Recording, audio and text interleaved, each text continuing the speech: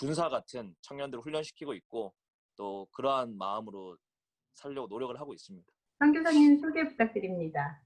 네, 안녕하십니까. 저 캄 선교회에 섬기고 있는 데이비차 선교사입니다. 저는 네 아이 아빠고요. 그리고 이제 코로나 때문에 해외 사역이나 국내 다른 집회 사역들은 한국도 많이 중지가 됐습니다.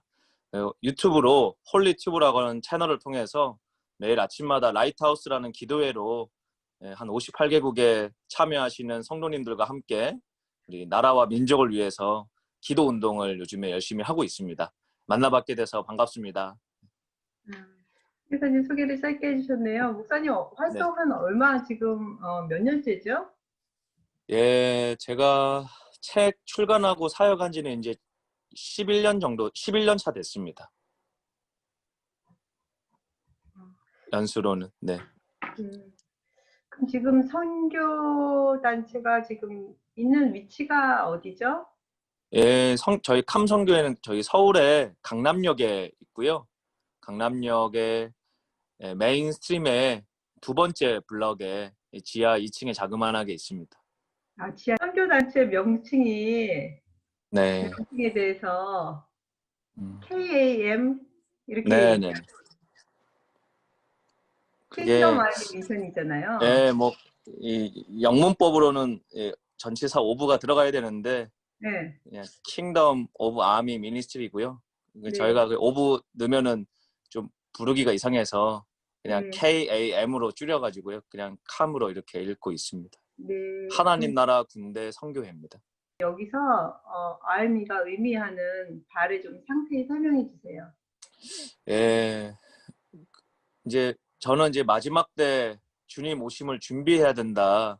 우리가 한국에 많은 이단들이 있었고 또 전 세계적으로도 엔타임과 관련된 잘못된 신학적인 이론들이 참 많았는데 양치기 소년 보면은 계속적으로 거짓말을 통해서 진짜 늑대가 왔을 때 사람들이 무뎌지게 되잖아요. 저는 정말 우리 사는 이 시대가 뭐 한국도 요즘에 차별금지법 또 젠더 이슈가 굉장히 큰 한국 사회 이슈인데 마침 미국에 10년 전에 오바마 정부 때 당시에 이슈가 됐던 것처럼 이것이 그냥 단순한 사회적인 어떤 성적 타락을 넘어서는 하나님의 어떤 메시지라고 저는 생각을 하고 있습니다. 최근에 한 몇 년 됐는데 한국에 큰 지진이 있었습니다. 경주에. 근데 제가 서울에서 사역을 하는데 정말 한 5년 만인가 저희 친할머니를 한번 뵙고 인사하려고 할머니가 울산에 사시는데 경주에 잠깐 모셨었어요. 그런데 그때 지진이 나가지고 저희가 할머니하고 일정을 보내지 못하고 다시 서울로 올라오는 일이 있었습니다. 그래서 제가 그때 개인적으로 하나님 뭔가 깨우시는구나, 강력하게 깨우시는구나 그런 생각을 갖고 있고 그런 측면에서 우리가 교회를 다니는데 저도 뭐 모태신앙으로 신앙생활을 했지만 그냥 특별히 이제 미국 같은 데 있으면 교회 선택할 때 얼마나 내가 이 유학생활 또 이민생활에 잘 정착할 수 있을까 또 교회가 얼마나 많은 좋은 컨디션들을 제공해 줄까 또 자녀를 학원 보내거나 공부하는데 얼마나 많은 좋은 프로그램들이 있나 뭐 이런 것들을 우리가 교회 선택의 주요한 요소들로 많이 보잖아요. 그 마치 배를 탄다 그러면은 크루즈가 옵션이 뭐가 있냐 뭐 이렇게 선택을 하는데 지금은 그렇게 우리가 신앙생활을 해야 될 때가 아니고 군인은 옵션을 보는 게 아니라 목표를 보는 거죠. 하나님이 우리를 왜 부르셨고 어디를 향해서 가야 되는가. 그래서 우리가 그냥 소극적인 종교적인 크리스찬들이 아니고 정말 하나님의 부르심이 있는 또 마지막 때 우리가 승리할 수 있는 크리스찬들을 훈련해야 되겠다라는 그런 미션의 마음이 있어서 저희 선교단체 이름을 아미라는 단어를 넣습니다. 그래서 저는 군사 같은 청년들을 훈련시키고 있고 또 그러한 마음으로 살려고 노력을 하고 있습니다. 그럼 주로 선교단체에서 활동하는 모임에 모이는 분들이 거의 청년들인가요? 아니 그렇지는 않고요. 이제 저희가 선교단체가 생긴 지는 한 8, 9년 됐는데 그 강남에 저희가 온 지는 만 6년 됐습니다. 그 만 6년 동안에 그 오전에 매주 목요일마다 라이트하우스 목요 기도회라는 거를 저희가 하게 됐는데요. 그 기도회 때는 대부분이 40대에서 60대 여성분들이 주로 권사님들이나 집사님들이 주로 참석을 하시고요. 토요일 날 저희가 킹덤 아미 스쿨이라는 이 스쿨이 있는데 그거는 나이 제한을 저희가 40세까지로 걸었기 때문에 주로 20, 30대 청년들을 저희가 30주간 훈련시키는 프로그램이 있습니다. 그래서 저희는 20, 30대 훈련하는 프로그램도 있고 또 40대에서 60대가 주로 참여하는 기도회가 있습니다. 그럼 그 선교단체는 교회랑은 틀린 건가요? 네, 저희는 주일날은 모이지 않고요. 뭐 교회론적으로 보면은 이것도 하나의 교회겠지만 전통적인 개념에 주일날 우리가 모여서 예배하는 교회는 아니고 다 각자 섬기시는 주일날 교회들이 있습니다. 그리고 이제 저희는 토요일날 학생들 훈련시키는 프로그램이 있고 목요일날은 이제 초교파적으로 기도하는 기도 모임인데 특별히 코로나가 발생을 하면서 저희가 목요일마다 하던 기도회를 이제 월요일부터 금요일까지 매일 하는 기도회로 바꾸게 되었습니다. 바꾸게 되면서 더 많은 분들이 참여하게 됐고 또 코로나 때문에 한국에도 한동안 주일 예배가 어려워지고 또 올 여름에 모든 캠프들이 대부분 다 취소가 되면서 하나님께서 더 갈급한 분들을 많이 보내주셔서 요즘에 계속 40일 연속 라이트하우스 기도회를 진행 중에 있습니다. 저도 기도회를 보고 있거든요. 다른 네네. 분이지만 되게 온라인 줌으로 하는 건가요? 아니면 아니요, 저희 유튜브로만 라이브 스트리밍 기도회를 유튜브 하고 라이브 있습니다. 유튜브 네. 라이브로요? 그러면 주로 거기 오시는 분들이 그렇게 모임에 오시는 분들이 어느 지역에서 오시나요? 글쎄 제가 잘 저희가 모르겠. 코로나 전에는요. 네, 예, 코로나 전에는 전국에서 다 오셨어요. 전국에서 네. 다 오셨고 물론 이제 저희가 강남에 있으니까 서울 경기권에 있는 분들이 주로 많이 오시겠지만은 지방에서 갈급함 때문에 기차 타고 오시는 분도 계시고 또 종종 해외에서 한국 들어오셔서 기도회 현장에 참여하고 싶다고 오시는 분들도 많이 계셨고요. 그런데 이제 코로나 터지고 나서는 현장 기도회는 없습니다. 현장에는 이 스태프들 외에는 저희가 출입구에서 통제를 하고 있어서 들어오지 못하고 대신에 58개국에서 온라인이지만 언택트 사회지만 요즘 신조어가 온택트라는 단어가 맞아요, 나왔더라고요. 맞아요. 예, 온라인상으로 저희가 함께 모여서 기도하고 있습니다. 기도회에 대해서 보긴 했는데 영상을 항상 네네. 이렇게 강사분들이 이렇게 다른 강사분들이 나와서 말씀 네, 전하시는 것 같더라고요. 맞나요? 네, 맞습니다. 네.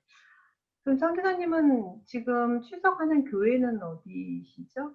예, 저는 우리 박호정 목사님이 담임 목사님으로 계시는 더 크로스 처치라고요. 네. 예, 침례 교단 소속의 더 크로스 처치에 박호정 목사님하고 함께 사역한 지 한 11년 됐습니다. 계속 제가 처음 할 때부터 지금까지 한 교회에 출석을 하고 있습니다. 아, 그래요? 그 교회는 네. 어디 있는 교회죠? 예전에 오카는 목사님 살아계실 때 있었던 사랑의 교회 아, 강남역에 그 사랑의 교회 앞에 대학부 건물 있거든요. 네. 예전에 상가 건물인데요. 거기가 지금 저희 교회 본당입니다. 아, 그럼 바로 옆이겠네요? 대로 건너편입니다. 저희는 아, 이 가까워서 11번 좋네. 출구고 교회는 10번 출구고. 근데 아, 강남역에 10차선 찾길 건너면 바로 교회입니다. 아, 제가 네. 강남역에 저는 이렇게 옛날 조금 이렇게 나이가 연식이 있으니까 네. 그때 그 어디 그 빵집 있었는데 거기 아, 맞아요. 예, 뉴욕제가 뉴욕제가 쪽이 교회 쪽이고요. 아 뉴욕제가 뉴욕제가 건너편이 저희 캄성교회입니다. 아 거기군요. 통일에 대한 비전과 통일 이후 북한 선교에 대한 플랜이 있으면 좀 말씀해 주세요. 네, 사실 제 가슴 설레게 하는 단어인데 통일이라는 단어가 네.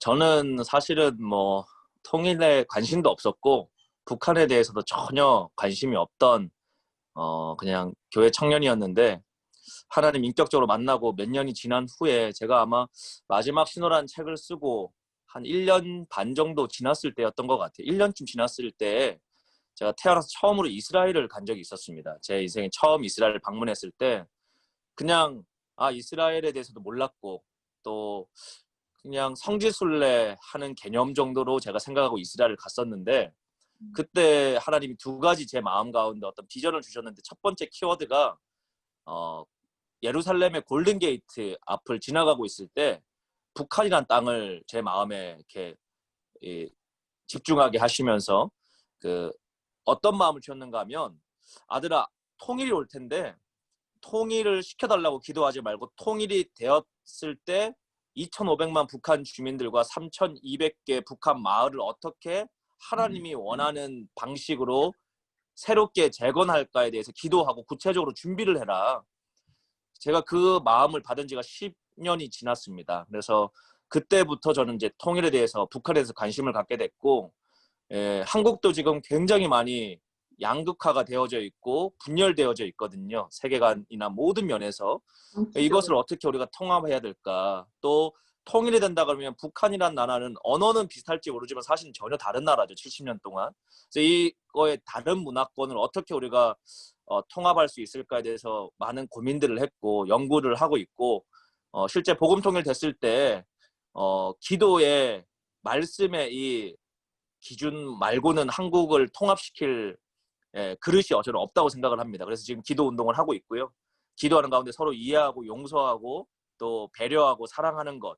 마치 포스코의 용광로가 1600도, 3200도까지 끓어오르면 불순물을 다 녹이는 것처럼 우리가 기도의 온도가 올라가면 대한민국 안에 분열도 해결할 수 있고 또 남북한도 해결할 수 있는데, 구체적으로 북한 주민들을 위해서 뭐 이런저런 컨텐츠 회사들을 많이 만들고 있습니다. 강남에 있는 청년들과 함께. 그래서 교회들은 주일을 책임진다 그러면 저희는 월요일부터 토요일을 책임지자, 이런 마음을 가지고 패션, 푸드, 에듀케이션, 뭐 모든 파트에 월요일부터 토요일까지의 일상생활에 그들을 복음화시키고 선교화시키고 또 제자화시키는 것들을 위해서 주식회사를 여러 개 만들어가지고 회사들을 지금 인큐베이팅 하고 있습니다. 그 사역을 위해서 콘텐츠를 만드신다고 했잖아요. 네네. 그 좀 구체적으로 설명해 주시겠어요? 저희가 아크라고 하는 회사가 있는데요. 선교회하고는 이제 재정적으로 완전 분리된 독립적인 회사입니다. 스펠이 어떻게 회사에서 되죠? 네? 아크요. 아크. 아크. 어, 예. 노아사 방주라고 하는, 네. 거기는 이제 출판 사업하고요, 교재를 만드는 일들, 또 인터넷 강의를 만들어내는 일들, 또 음, 유튜브에 관련된 좋은 프로그램들을 이렇게 서포팅하는 회사인데, 음, 거기에서 저희가 2달에 한 권 정도 이 북한 주민들에게도 나중에 통일됐을 때 읽혀질 수 있고, 또 그 전에 대한민국 교회의 세계관들을 통합시킬 수 있는 교재들을 그 쉽게 말하면 인터넷 강좌처럼 찍고 또 출판을 하고 또 그것을 유료화해서 현재는 한 6천 명 정도 저희 멤버들이 공부들을 하고 계세요. 그래서 그런 컨텐츠를 이제 통일을 위해서 계속 준비하고 있습니다. 아, 지금 얼마나 많은 분들이 함께 이런 활동을 하시는 거죠, 그러면? 아크라는, 풀타임 스텝을 말씀하시는 건가요? 네네네. 저희가 캄 선교회는 10명의 풀타임 스텝이 있고요. 음, 그다음에 아크나 또 저희가 수학이라고 하는 교육 컨텐츠 회사도 있는데, 물맷돌 수학이라고 하는 교육 회사도 있습니다. 그럼 뭐죠? 그쪽 다 거기에 그 수학을 저희가 하게 된 이유는 뭐 하나님이 주셔서 순종하는 마음으로 수학? 하는데, 수학이요? 예, 공부? 수학입니다. 수학. 네. 매스매틱 그 네. 수학을 그 초등학교, 중학교 때 한 1년 6개월 만에 한국 고등학교 수학까지 끝내는 이 패스트 트랙 과정이에요. 그래서 그거를 저희가 엄마 아빠들을 훈련시켜가지고 지금 한 400분 정도의 엄마 아빠들이 훈련을 받고 있고, 저희 목표는 2,000명 정도 훈련을 해서 통일되면 북한 지역의 아이들을 교육하고 선교화 시킬 수 있는 도구로 지금 함께 스태프들 한 9명의 풀타임 직원들과 함께 그 교육 파트 회사가 지금 강남역에서 잘 준비되고 있습니다. 이거는 제가 들어보면 통일이 됐을 때 사용하는 게 아니라 지금의 부모님들도 필요할 것 같은데요. 지금 부모님들도 굉장히 많이 한 4대 1의 경쟁률을 뚫고 들어오셔서 네. 배우고 계시고, 통일되면 저희는 이 컨텐츠 가지고 북한 섬기려고 계속 교재 개발들을 해나가고 있습니다. 그럼 지금 배운 분들이 자기네들의 자녀들한테 적용을 해볼 수도 있잖아요. 뭐, 예, 많이 하고 프랑스, 계시고요. 예, 네. 많이 하고 계시고 사모님들이 또 많이 배우셔서 교회 학교에서 지역 학교에서 공부방으로 또 대안학교로 하고 계시고 또 어, 많은 교회 대안학교에서 지금 이거 관심 갖고 많이들 준비하고 계십니다. 그러면 선교사님이 지금 얘기하셨듯이 그렇게 빠른 시간 안에 정말 이게 그렇게 다 애들이 지금 얼마 만에 지금 가능하다 그랬죠? 초등학교부터? 초등학교 5학년 정도 한국의 교과 과정을 이해하는 수준의 학생이요. 네. 부모님과 같이 시작하면은 1년 3개월이면 한국 교과 과정으로 인문계 과정이 끝나고요. 그러니까 그다음에 고등학교까지 1년 다 끝난다고요? 네. 1년 6개월이면 이과 과정이 끝납니다. SAT로 하면은 SAT는 더 이제 낮기 때문에 뭐 1년 한 2개월 정도? 그러니까 중학교 1학년 때 수학 다 끝나는 프로그램입니다. 아, 우리 아이도 해야겠네요. 예, 많이들 지금 관심 갖고 예, 대치동의 어머니들이 많이 하고 계시죠. 네. 그 다음 질문 제가 준비한 게 네. 이스라엘 시대 크리스찬들은 어떤 시각으로 바라봐야 하는지 거기에 대해서 좀 말씀해 주세요. 아, 이스라엘에 있는 기독 크리스찬들요. 네. 예. 저는 뭐 이제 물론 이제 대전의 침례 신학대학교에서 MDB를 마쳤습니다. 그 네. 신학을 이제 3년 과정 다 마쳤고 또 내년 1월부터는 이제 박사과정 공부하려고 준비를 하고 있는데 제가 신학을 하기 전부터 저는 하나님이 이스라엘에 대한 마음을 주셨어요. 할트를 먼저 받았기 때문에 어쩌면 어떤 신학적인 선입견 없이 먼저 하나님 주신 마음을 받은 것 같은데 그 이스라엘에도 가보면은 메시아닉 주라고 하는 흔히 말하는 예수님을 믿는 기독교인에 대해서 어떻게 우리가 바라봐야 되는가에 대한 논쟁들이 참 많습니다. 그리고 신학적인 컬러도 굉장히 다양해요. 우리도 한국의 기독교인이라고 하지만 그 안에는 다양한 신학들이 스펙트럼이 있는 것처럼 이스라엘 안에도 러시아 유대인들 또 뭐 여러 계층 출신들에 따라서도 신학적인 흐름이 다르고 또 에디오피아 유대인들 또 뭐 스페니쉬 유대인들 미국 유대인들마다 그들이 갖고 있던 신학적인 배경이 뭐 전 세계 기독교가 다양한 신학적인 배경이 있는 것처럼 다양합니다. 그래서 그것을 뭐 어떻다라고 말할 수 없죠. 그래서 어떤 부분은 위험한 요소가 있을 수도 있고 또 어떤 면에서는 굉장히 건강한 면이 있을 수도 있는데 그걸 하나의 무자르듯이 제가 설명할 수는 없지만 분명한 것은 이스라엘의 유대인들 가운데 전통적 유대인들조차도 기독교인들로 변화되는 역사가 굉장히 빠르게 일어나고 있다는 것이죠. 그래서 그것은 언제부터요? 언제부터라고 제가 정확하게 말을 할 수는 없겠지만 제가 처음 이스라엘을 알게 된 게 10년 전이었는데 그때만 하더라도 지금만큼 폭발적인 속도는 아니었던 것 같아요. 분위기도 유대인들이 탄압이 굉장히 심했었고 뭐 지금도 이스라엘에서 기독교인으로 사는 것은 소수 계층으로 사는 거지만 어, 10년 전에는 굉장히 움츠러들어서 쉬쉬하면서 예수님을 믿었다 그러면 지금은 그냥 광장에서 대놓고 예배하고 또 전통적 유대인들이 대놓고 와서 같이 참여를 하고 그런 일이 그냥 비일비재합니다. 단적인 예로 저희가 올해 1월에 아울리치를 갔는데 우리 캄 선교회 청년들 100명하고 또 뉴욕에 있는 지용훈 목사님하고 함께 저희가 이스라엘 아울리치를 갔는데 아랍인 버스 기사랑 그 다음에 시팅 가이드를 하는 유대인 이 가이드랑 동시간대에 예수님을 영접하고 둘이가 같이 주님 앞에 예수님을 고백하는 일을 저희가 현장에서 복음 전도하면서 경험을 했거든요. 근데 제가 10년 동안 이스라엘 가면서 한 번도 없는 일이었어요. 버스 기사가 예수님을 영접한다. 저희가 예배할 때 이제 대부분 다 버스 기사분들은 아랍계를 쓰기 때문에 그 사람들은 자신의 신을 향해서 절하는 분들이에요.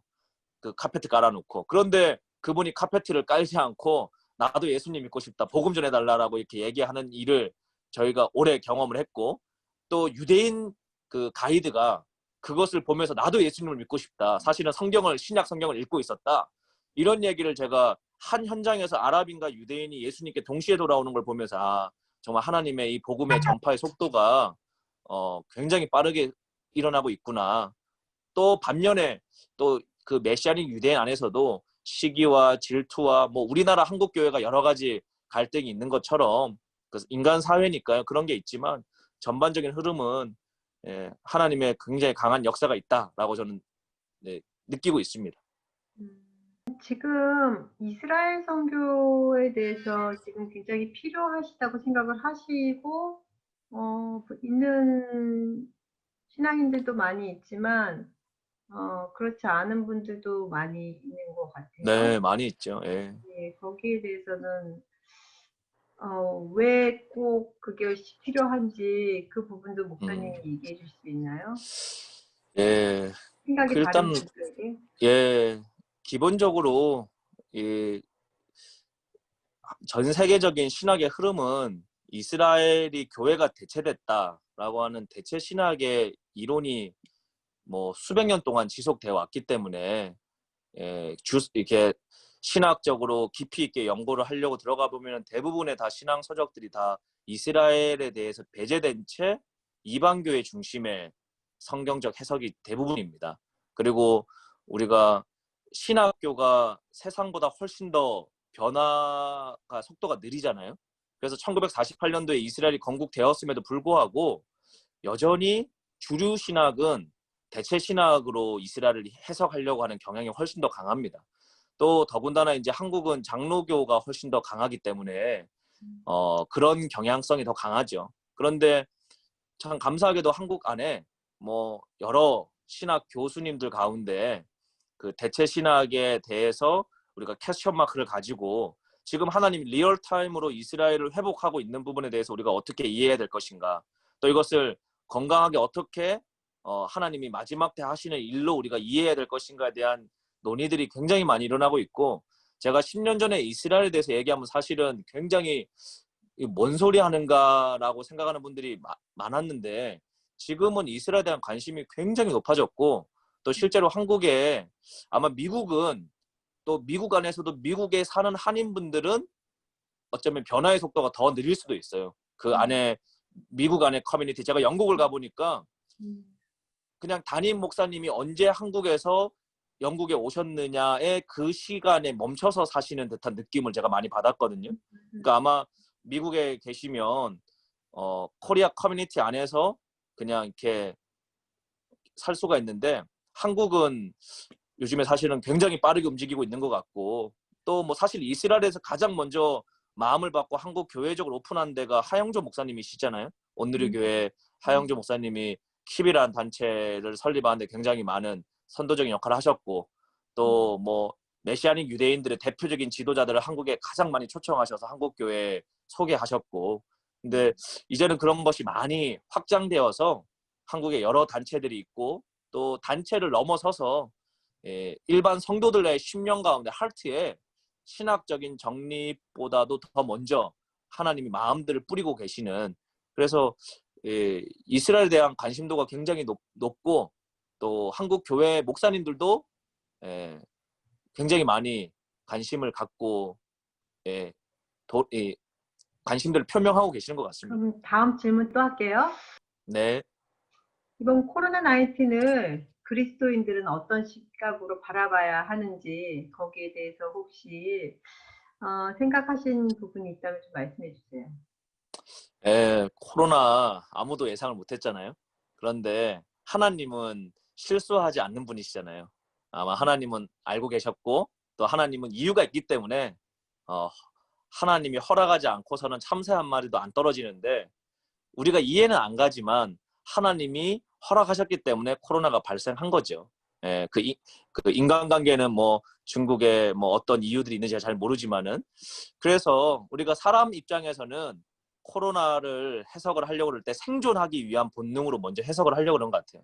어떻게 하면 백신이 나오고, 어떻게 하면은 이 비즈니스의 타격을 덜 받게 하고, 어떻게 하면 교회가 피해를 최소화하고, 이런 우리 인간의 뷰포인트로 코로나를 해석하려고 하는 경향이 강하고, 또 한국의 많은 포럼들이 포스트 코로나라는 포럼으로 기업인들도 하고 비즈니스맨들도 하고 목회자도 하고 굉장히 그런 게 책도 많이 나오고 있습니다. 그런데 저는 하나님의 포인트에서 코로나를 왜 허락하셔야만 했을까를 우리가 고민해봐야 된다고 생각을 해요. 첫 번째는 하나님은 손해볼 일을 하시지 않습니다. 하나님 입장에서 봤을 때.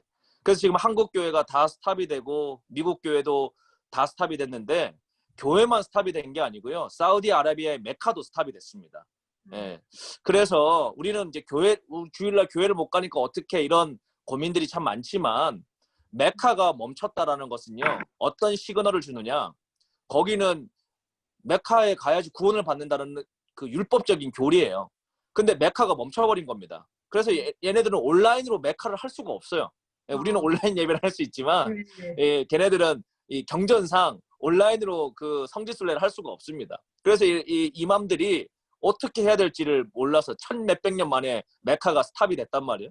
이거 하나님이 하신 건데 이거 또 어떻게 우리가 해석해야 될까? 전 첫 번째로 종교는 스탑됐다. 이제 종교의 시대는 끝났다.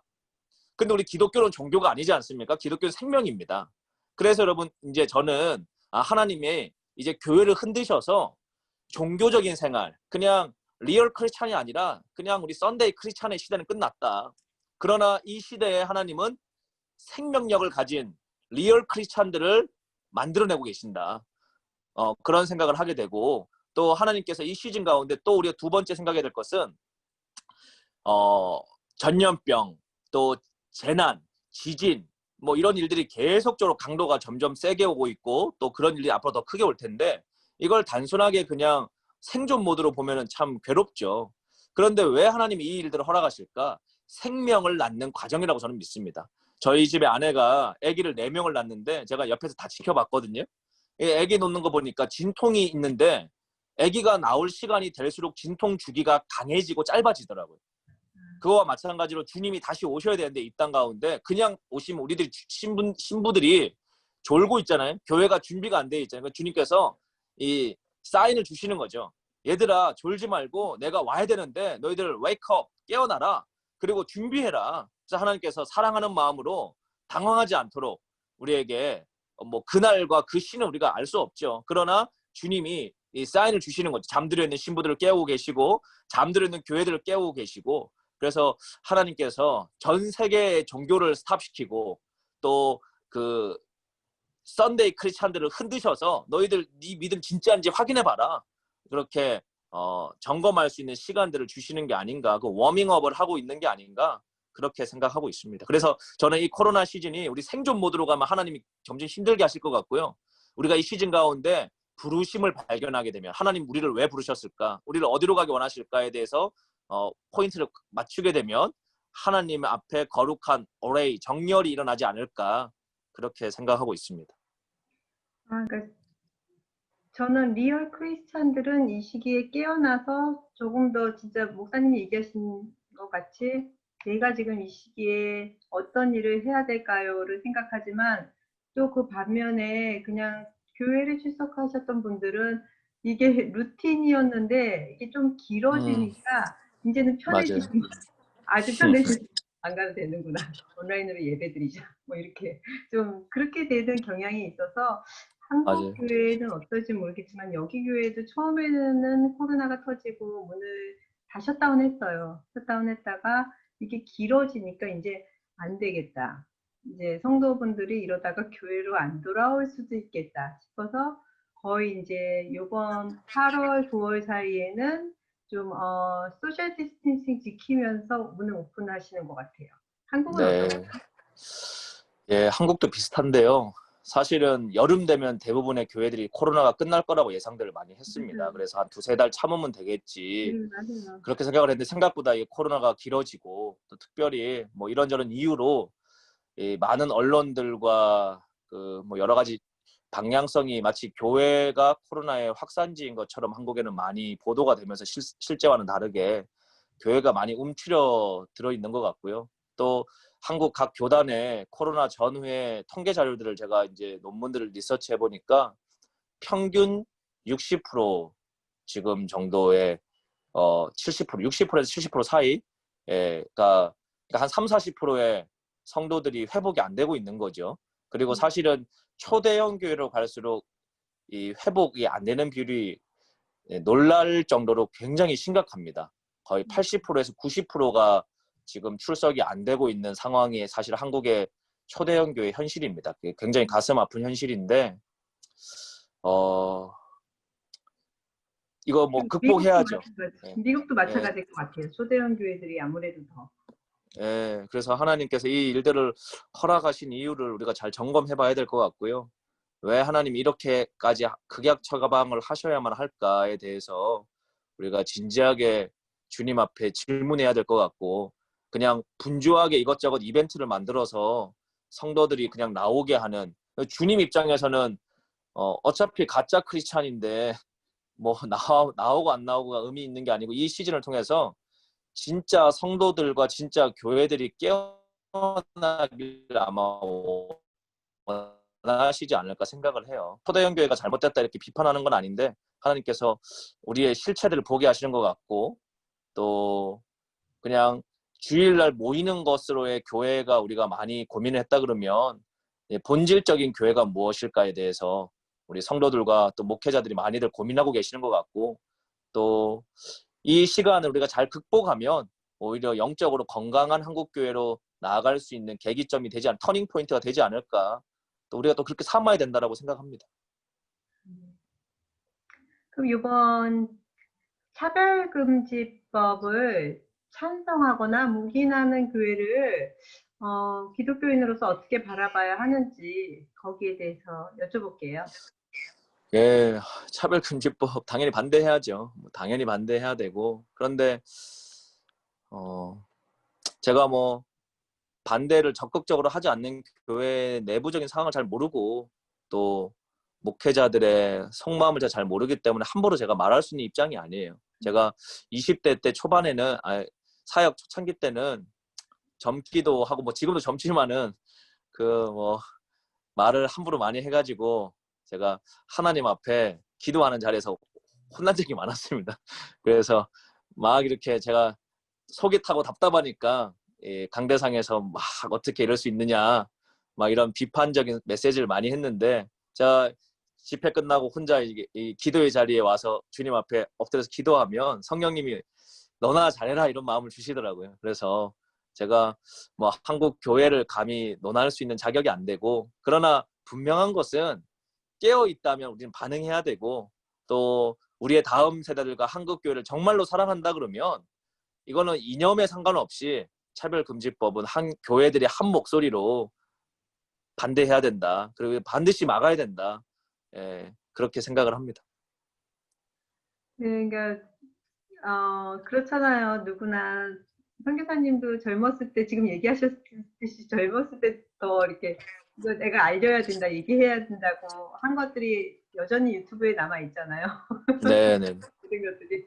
그렇기 때문에 저도 누구나 하고 나서 나중에 네. 후회를 해서 하나님 내가 왜 그랬을까요? 정말 나나 잘해야 되는데 내가 진짜 어디 가서 왜 이랬을까? 입 다물고 있을게 이런 적이 참 많이 있었는데 그래서 선교사님에 대한 호불호도 정말 많이 갈려요. 정말 많이 갈리는 것 같아요. 네. 정말 네. 딱 갈려져요. 근데 네. 음, 뭐 좋은 말 하시는 분들이 당연히 더 많이 있겠지만 네. 비판하는 분들에 대해서 한 말씀 하신다면 저는 어떤 뭐, 마음을 전하고 예, 싶은지. 저는 다 너무 제가 부족함이 많죠. 제가 부족함이 많고, 또 뭐 저를 지지해 주시는 분이나 뭐 반대해 주시는 분이나 다 천국 가면 돼야 되지 않겠습니까? 우리가 진짜 하나님의 자녀라 그러면. 다 저는 너무 감사하고 사랑하고 또 존중하고요. 또 저하고 뭐 어떤 신학적인 개념이 다르다, 그 다 저는 존중합니다. 존중하고요. 다만 이제 제가 뭐 준비 안 된 상태에서 이렇게 하나님이 콜링을 해서 이제 10년 차, 11년 차 이렇게 다듬어져 가고 있는데, 제가 뭐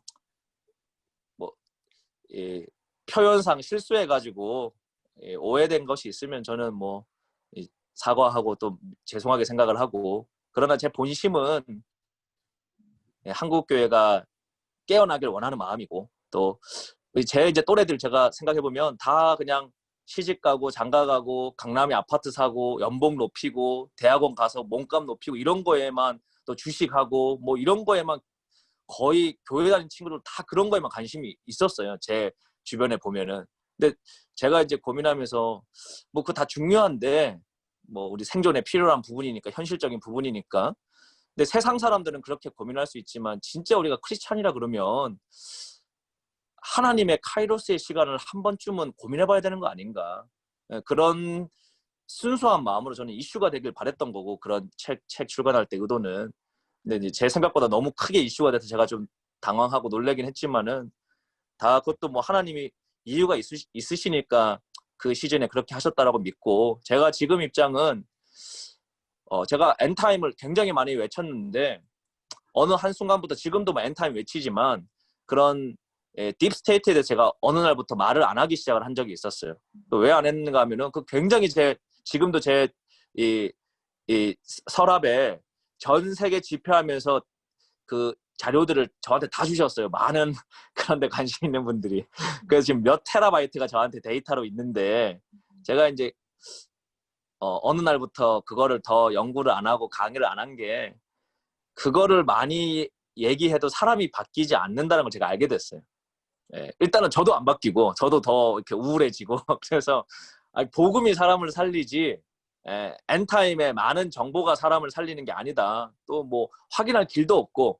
그래서 제가 어느 날 이제 라이트하우스 기도회 하면서부터는 아마 그런 강의 요청이 들어오면 유튜브에 제가 많이 해놨으니까 그런 거 보십시오 정도로만 양해를 구하고, 이제 복음과 관련된 메시지를 저는 하고 있습니다. 그래서 뭐 저를 비판하시는 분들 저는 너무너무 감사드리고요. 또 제가 인터넷 관리를 잘 안 해가지고 지금까지 한 10년 전에 올라와 있는 비판 기사들을 이제 최근에도 리뷰하시고, 뭐 이렇게 좀 인터넷 관리를 해라 뭐 그렇게 자문도 해주시는데, 뭐 어떻게 하는지도 모르고, 네, 그거 또 쉽지 그냥 않아요.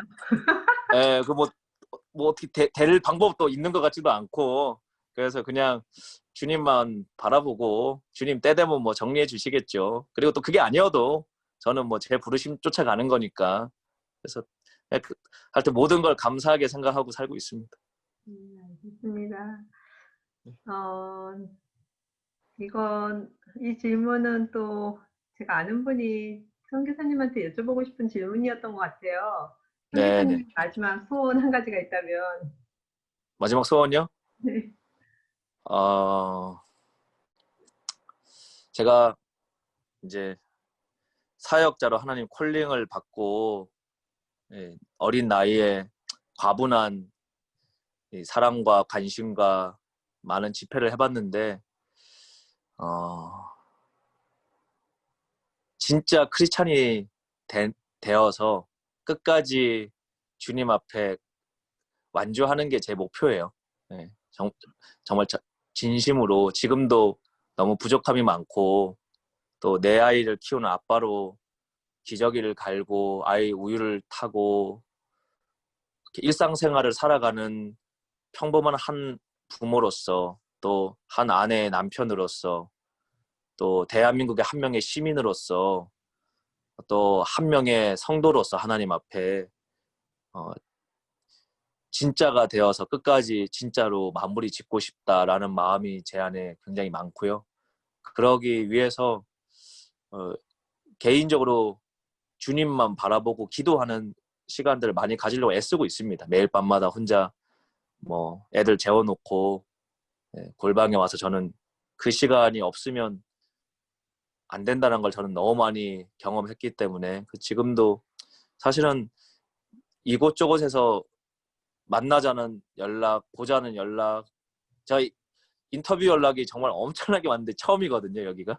아, 그래요? 하나, 네, 하나님이 왜 여기를 하라고 마음을 주셔서 제가 하는지 잘 모르겠지만은, 정말 많은 데서 인터뷰 요청이 왔고, 뭐 정말 많은 데서 뭐 함께 하자, 뭐 어쩌고 저쩌고 얘기들이 많은데, 저는 솔직히 그냥 하나님이 하라 그러면 순종을 하겠지만은 사역적으로 뭘 해야 되겠다라는 관심이 없어요.